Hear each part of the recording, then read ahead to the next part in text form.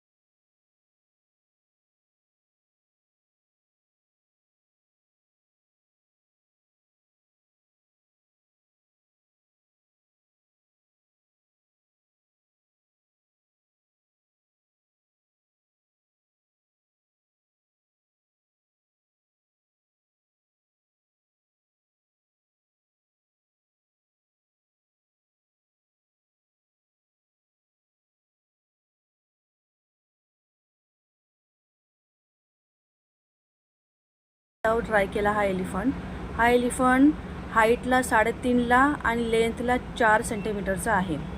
आणि व्हिडिओ आवडला असेल तर लाईक, शेअर, सबस्क्राईब नक्की करा आणि कमेंटमध्ये सांगा पुढचा ब्रायडल लुक तुम्हाला कोणता पाहिजे आहे.